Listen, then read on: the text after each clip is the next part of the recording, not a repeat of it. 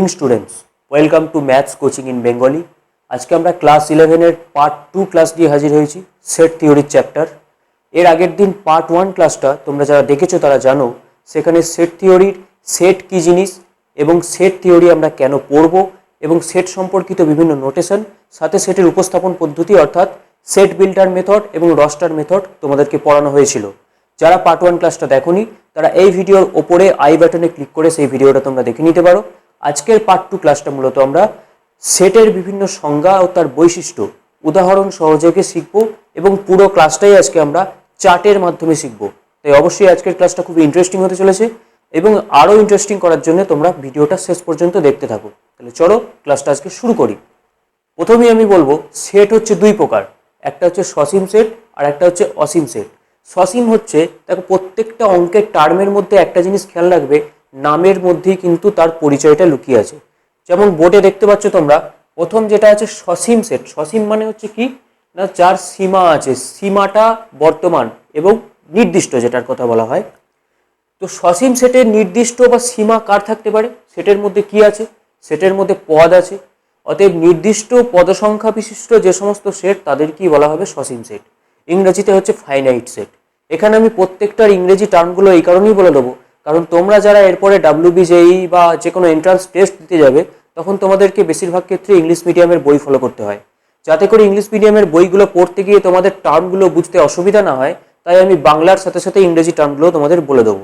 দেখো, তাহলে সসীম সেট বা ফাইনাইট সেট সেটা কি জিনিস না, যে সমস্ত সেটের পদসংখ্যাগুলো সীমিত বা নির্দিষ্ট তারাই হবে সসীম সেট। উদাহরণ হিসেবে দেখো, এখানে আমি লিখেছি যে কোনো সেট তোমরা নিতে পারো। একটা এ সেট নিয়েছি 1 2 3 4 5 6, তোমরা 1 2 3 4 নিতে পারো।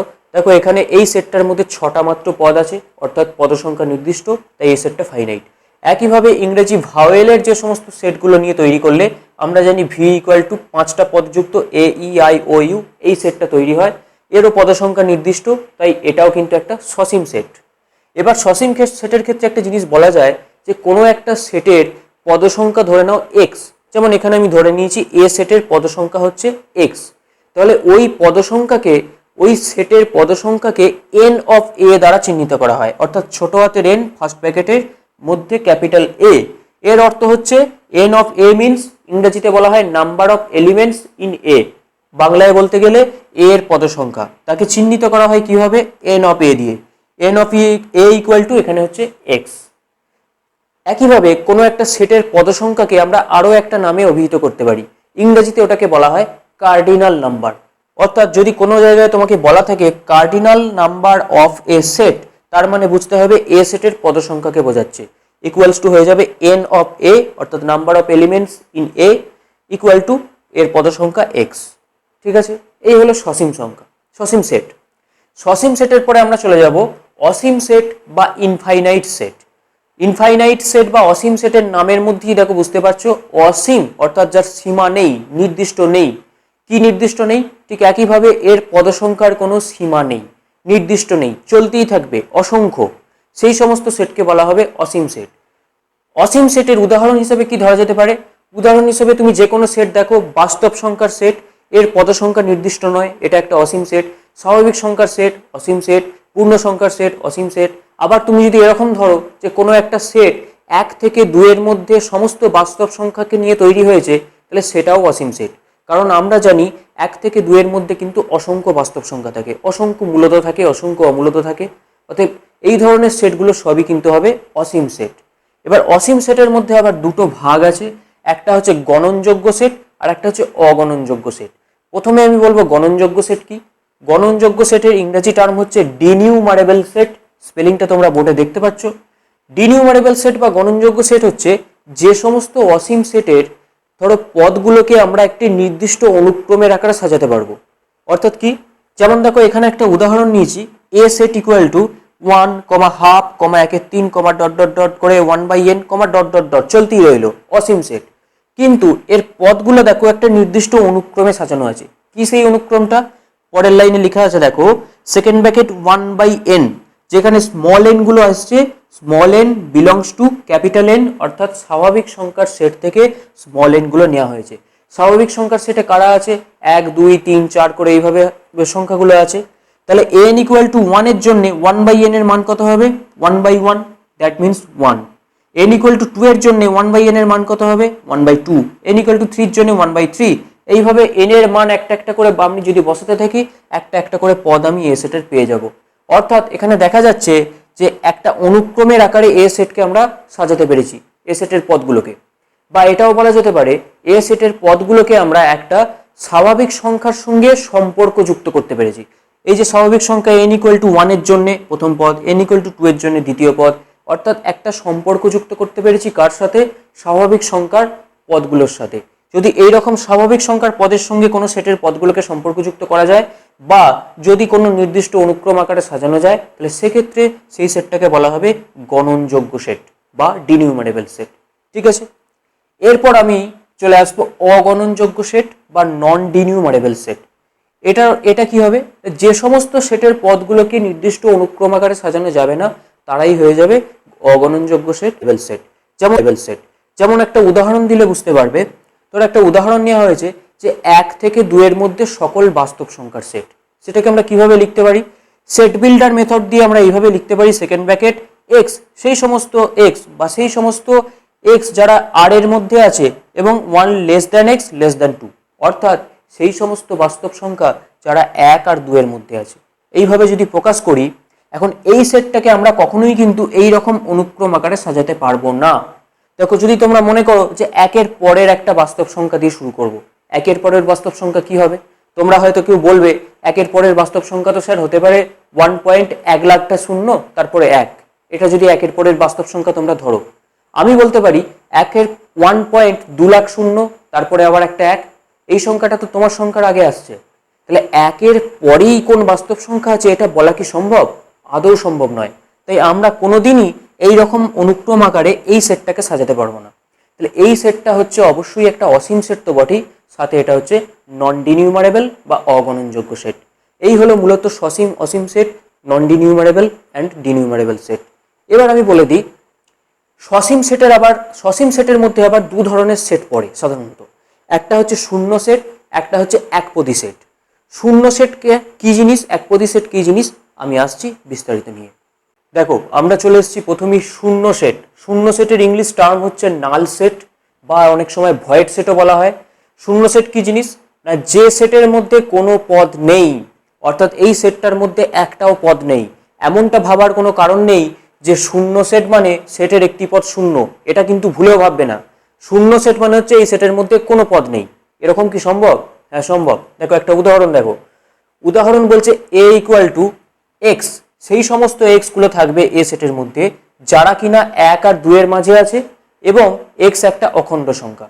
তোমরা অখণ্ড সংখ্যা ক্লাস 9-এ পড়ে এসছো যে 0, 1, 2, 3, 4, 5 এরা সব অখণ্ড সংখ্যা হয়। এখন তোমরা বলতে পারবে 1 থেকে 2 এর মধ্যে কোনো অখণ্ড সংখ্যা আছে কিনা, 1 এর থেকে বড় আর 2 এর থেকে ছোট। 1 আর 2 এর মাঝে কোনো অখণ্ড সংখ্যাই তো নেই, তাহলে এই সেটটায় কোনো পদ থাকবে? থাকবে না। তাহলে এই সেটটা আলটিমেটলি হয়ে যাবে ফাই। ফাই কি, এর আগের ক্লাসে বলেছিলাম, ফাই হচ্ছে শূন্য সেটের চিহ্ন। এটি একটি গ্রিক অক্ষর এবং এই চিহ্নটি দ্বারা সর্বদা শূন্য সেটকে বোঝানো হয়। আচ্ছা, এই মোটামুটি হলো শূন্য সেটের প্রাইমারি আইডিয়া। এরপরে শূন্য সেটের বিস্তারিত আরো ঢুকবো, কিছুক্ষণের মধ্যেই আসছি।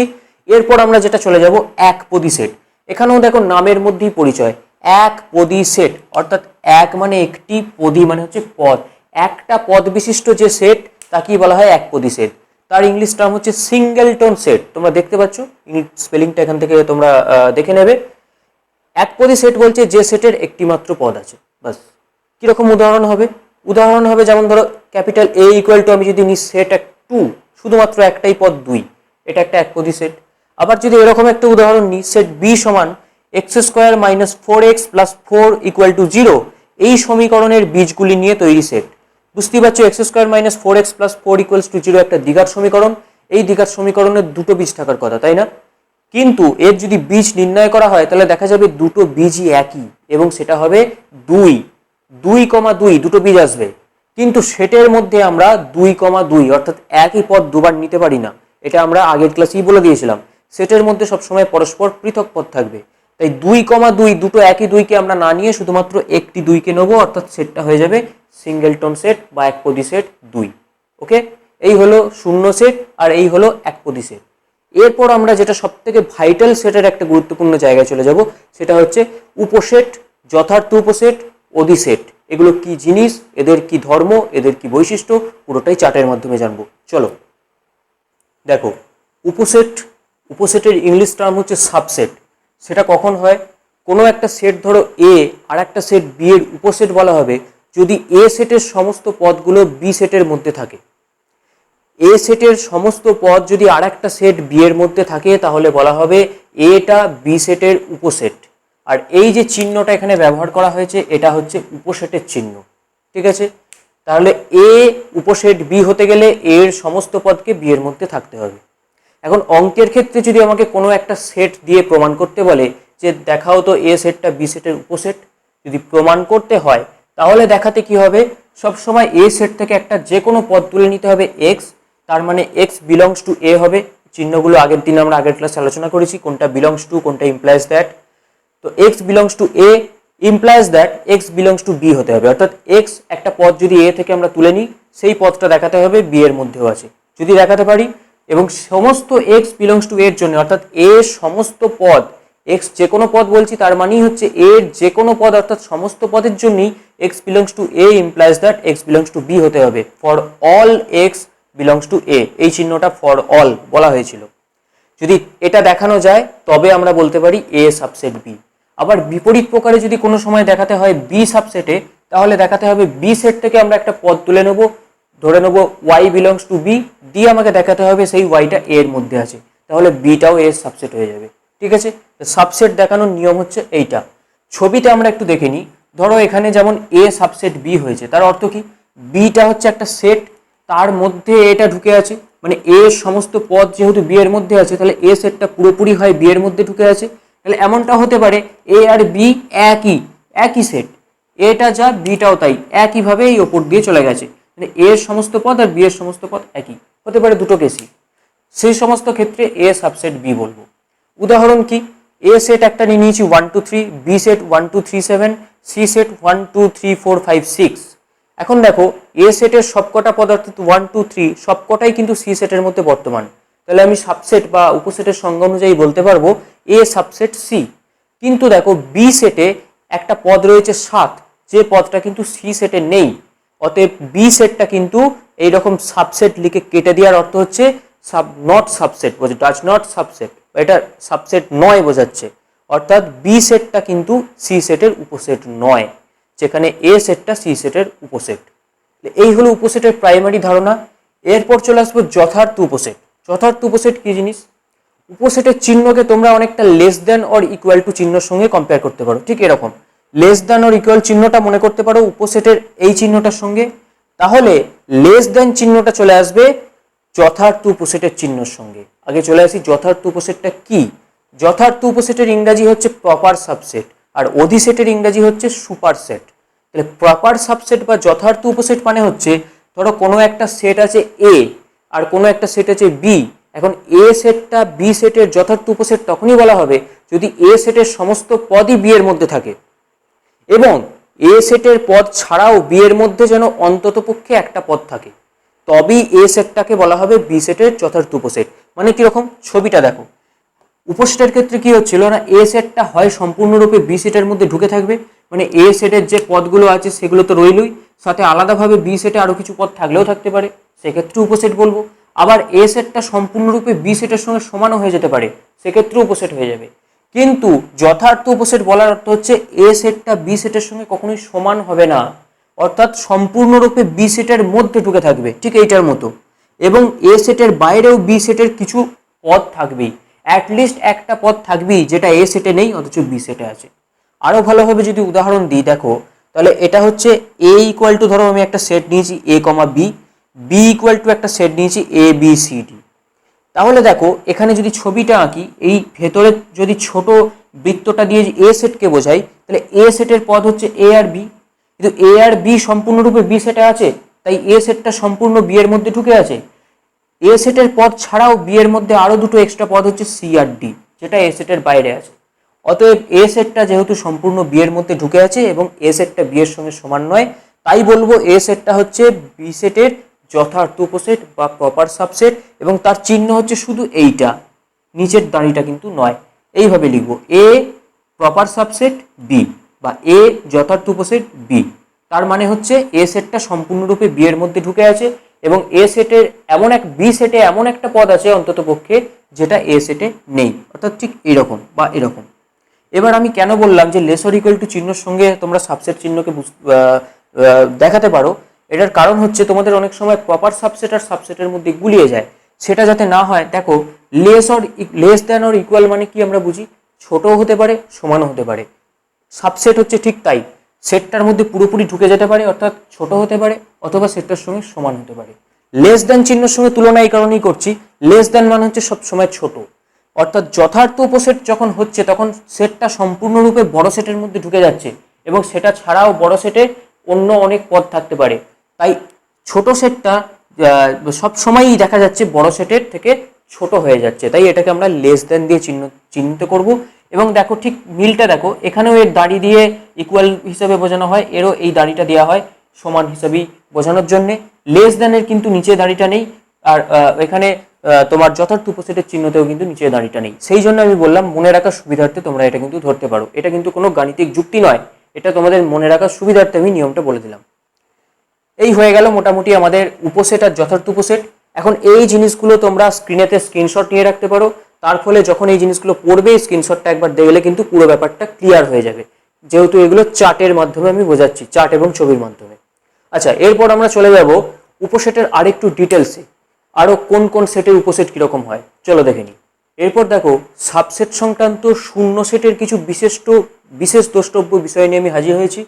এখন দেখো প্রথমেই আমি যেটা বলবো, শূন্য সেটের কোনো যথার্থ উপসেট থাকে না, কারণ হচ্ছে শূন্য সেটের মধ্যে কোনো পদই থাকে না, আর যদি কোনো পদই না থাকে তাহলে তার থেকে ছোট সেট বা যথার্থ উপসেট থাকার কোনো প্রশ্ন আসছে না। তাই শূন্য সেটের মধ্যে যেহেতু কোনো পদ নেই, তাই এর কোনো যথার্থ উপসেট তোমরা পাবে না। এবার দ্বিতীয় যেটা বলবো সেটা হচ্ছে শূন্য সেট কিন্তু সর্বদাই নিজের একটি উপসেট হবে, যথার্থ উপসেট কখনোই হতে পারবে না, নিজের সবসময় একটি উপসেট হবে। এরপর যেটা 3 নম্বর বলবো সেটা হচ্ছে শূন্য সেট হচ্ছে প্রত্যেকটা সেটেরই উপসেট। কেন? কারণ শূন্য সেটের মধ্যে তো কোনো পদই নেই। আমি যে কোনো একটা সেট ধরো নিলাম এ ইকুয়াল টু, ধরো আমি ধরলাম এ ইকুয়াল টু 1 2 3, আর শূন্য সেটের মধ্যে তো কোনো পদই নেই, অতএব শূন্য সেটটা যেহেতু কোনো পদ নেই, তাই আমরা ধরে নেব যে শূন্য সেট যেন এর মধ্যে ঢুকে আছে, কোনো পদ নেই ব্যাপারটা সবের মধ্যেই ঢুকে আছে। শূন্য সেটটার মধ্যে যেহেতু কিছুই নেই, ধরো আমি একটা জিনিস আমি যদি তোমাকে উদাহরণ দিই বাস্তবে, ধরো একটি ভিখারি রাস্তা দিয়ে চলছে, তার কাছে না আছে চাল চুলো টাকা পয়সা কিচ্ছু নেই, সে কিন্তু সব জায়গায় নির্ভয়ে ঢুকে যেতে পারে, তার কোনো লজ্জা শরম কিছু নেই। কিন্তু যদি কোনো কোট টাই স্যুট পরা একজন কোনো ভদ্রলোক আসেন, তার কিন্তু বিভিন্ন জায়গায় ঢোকার আগে তার মনে হবে আমার এই জায়গায় ঢোকা উচিত কি উচিত নয়, আমার মান সম্মান নষ্ট হবে কি সম্মান নষ্ট হবে না। ঠিক সেই রকম শূন্য সেটের কিছুই নেই, এ ফকির মানুষ, তাই এ যে কোনো সেটের মধ্যে ঢুকে যেতে পারে, অর্থাৎ যে কোনো সেটেরই উপসেট হতে পারে। ওকে, এই হলো শূন্য সেট সংক্রান্ত উপসেটের কিছু বিশেষ দোষ। দেখো এরপর আমরা চলে এসেছি চারটে বিভিন্ন ধরনের সেট নিয়ে। প্রথম হচ্ছে সমান সেট বা ইকুয়াল সেট। সমান সেট বা ইকুয়াল সেট বলতে কি বোঝায়? হ্যাঁ, অবশ্যই দুটো সেটকে সমান হতে হবে। তো কখন সমান হবে এবং কিভাবে সমান হবে? ধরো যে কোনো একটা সেট আমার আছে এ, আর একটা সেট আছে বি। এখন যদি বলা হয় যে এ সেটের সমস্ত পদই বি সেটের মধ্যে আছে, আবার বি সেটের সমস্ত পদই এ সেটের মধ্যে আছে, তবেই কিন্তু আমরা বলতে পারবো এ ইকুয়ালস টু বি। কি বললাম আরেকবার মিলিয়ে নাও, এ সেটের সমস্ত পদ বি সেটের মধ্যে আছে, তার অর্থ কি এ সাবসেট বি, একটু আগেই বললাম। আবার যদি হয় বি সেটের সমস্ত পদ এ সেটের মধ্যে আছে, তার মানে কি বি সাবসেটে। যদি দুটো কেস একসঙ্গে ঘটে তবেই আমরা বলতে পারবো এ ইকুয়ালস টু বি। অর্থাৎ এ ইকুয়ালস টু বি দেখাবার পদ্ধতি হচ্ছে তোমরা প্রথম একবার দেখাও এ সাবসেট বি, তারপরে একবার দেখাও বি সাবসেটে। যদি দুটো জিনিস দেখিয়ে দিতে পারো এক, তাহলেই বলতে পারবে এ ইকুয়ালস টু বি। উদাহরণ হিসাবে কি বলা যায়? উদাহরণ হিসাবে বলা যায়, ধরো এ ইকুয়াল টু আছে 2 3 4, আর বি ইকুয়াল টু নিলে 4 3 2। তাহলে এই দুটো সেটের মধ্যেই দেখো এ সেটের সমস্ত পদ বি সেটের মধ্যে আছে, আবার বি সেটের সমস্ত পদ এ সেটের মধ্যে আছে, খালি ক্রমটা পাল্টে দিয়েছি। আর আমরা জানি সেটের ক্রম পাল্টালে কিন্তু সেটটা পরিবর্তন হয় না, সেই জন্যই এক্ষেত্রে এ ইকুয়ালস টু বি হয়ে যাবে। এই হয়ে গেল আমাদের সমান সেট বা ইকুয়াল সেট। এরপর আমরা চলে যাব সমতুল্য সেট। দেখো এবার আমরা চলে আসছি সমতুল্য সেট। সমতুল্য সেটের ইংরেজি হচ্ছে ইকুইভ্যালেন্ট সেট। সমতুল্য সেট জিনিসটা কি না, দুটো সেট ধরো এ আর বি আছে, এই দুটো সেটের যদি পদ সংখ্যাটা সমান হয়, অর্থাৎ n of A equal to n of B হয়, তাহলেই আমরা বলতে পারবো এ আর বি হচ্ছে সমতুল্য। অর্থাৎ পদ সংখ্যাটা সমান হলেই সমতুল্য হবে। যেমন উদাহরণ হিসেবে দেখো, এ যদি একটা সেট হলো 1 2 3, বি হলো এ বি সি, দুটো সেটের পদগুলো কিন্তু আলাদা, সেট দুটো কিন্তু সমান নয়। কিন্তু যেহেতু এ সেটের পদ সংখ্যা 3, তার মানে N of A equal two হয়ে যাবে 3, আর বি সেটের পদ সংখ্যাও 3, অতএব n of B equal to 3। অতএব n of A equal to n of B হয়ে যাওয়ার কারণে এ আর বি কিন্তু সমতুল্য, কিন্তু সমান নয়। এখান থেকে একটা আমরা কনক্লুশন করতে পারি বা একটা সিদ্ধান্তে আসতে পারি, সেটা হচ্ছে সমস্ত সমান সেট, ধরো এ আর বি দুটো সমান সেট নেওয়া হয়েছে। সমান সেট মানে কি, এ সেটের যে পদগুলো আছে বি সেটেও সেই পদগুলোই আছে। অতএব এ সেটের যা পদ সংখ্যা হবে বি সেটেও তাই পদ সংখ্যা হবে। তার মানে দুটো সমান সেটের সবসময়ই পদ সংখ্যাগুলো একই হয়, অর্থাৎ দুটো সমান সেট সর্বদাই কিন্তু সমতুল্য হবে। কিন্তু এখানে এই উদাহরণ অনুযায়ী তোমরা দেখতে পাচ্ছ দুটো সমতুল্য সেট কিন্তু সর্বদা সমান হচ্ছে না। অর্থাৎ আমরা এই সিদ্ধান্তে আসতে পারি সব সমান সেটই সমতুল্য, কিন্তু সব সমতুল্য সেট সমান নয়। শর্ট কোশ্চেনে আসতে পারে, নোট করে নাও বা স্ক্রিনশট নিয়ে রেখে দাও। এরপর আমি আসবো সার্বিক সেট। এর ইংরেজি টার্ম হচ্ছে ইউনিভার্সাল সেট। বুঝতেই পারছো, ইউনিভার্সাল মানে হচ্ছে গোটা বিশ্ব, অর্থাৎ গোটা সার্বিক নিয়ে তৈরি। জিনিসটা কি, কোনো আলোচনায় যদি সব সেটগুলিকে একটি বৃহত্তর সেটের উপসেট হিসাবে ধরা যায়, তবে বৃহত্তর সেটটিকে সার্বিক সেট বলে।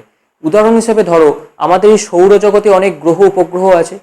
এই গ্রহ উপগ্রহগুলো, সূর্য, নক্ষত্র, গ্রহ উপগ্রহ নেই সৌরজগৎ তৈরি। এই সৌরজগৎটাকে যদি একটা বৃহত্তর সেট হিসাবে ধরি, আর তার যে গ্রহ উপগ্রহ নক্ষত্রগুলোকে আমরা উপসেট হিসাবে ধরি, তাহলে ধরো এই সমস্ত গ্রহ উপগ্রহ নক্ষত্রগুলো সবই কিন্তু সৌরজগতের এক একটা উপসেট। সেক্ষেত্রে সৌরজগৎটা হয়ে যাবে কিন্তু আমাদের একটি সার্বিক সেট।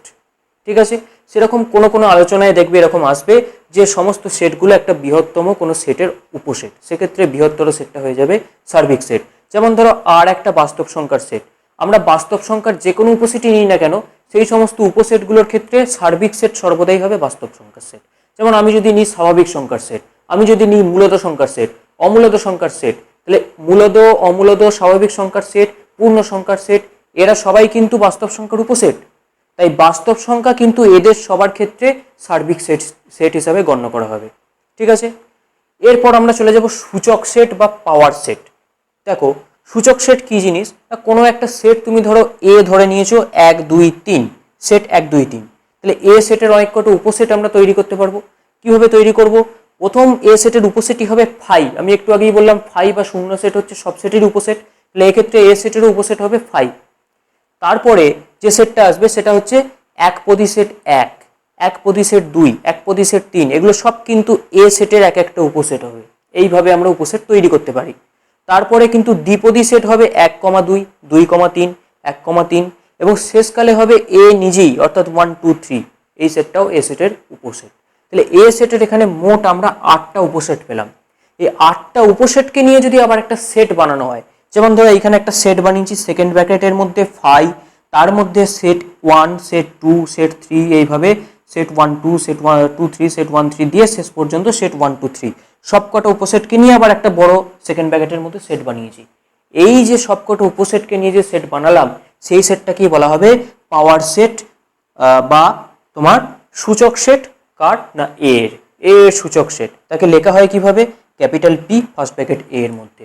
ঠিক আছে, এখন সূচক সেট সংক্রান্ত একটা ইন্টারেস্টিং রেজাল্ট হচ্ছে, তোমার ধরো কোনো একটা সেট নিয়েছো এ, যার মধ্যে এন সংখ্যক পদ আছে, তাহলে সবসময় তার সূচক সেটের পদ সংখ্যা হয়ে যাবে 2 টু দি পাওয়ার এনটা।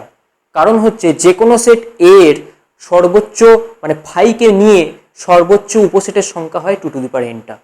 তাহলে পাওয়ার সেট যেহেতু সবকটা উপসেটকে নিয়ে তৈরি, এই পাওয়ার সেটের পদ সংখ্যা সর্বোচ্চ হয়ে যাবে 2 টু দি পাওয়ার এনটা, যখন এন হচ্ছে সেই সেটের পদ সংখ্যা।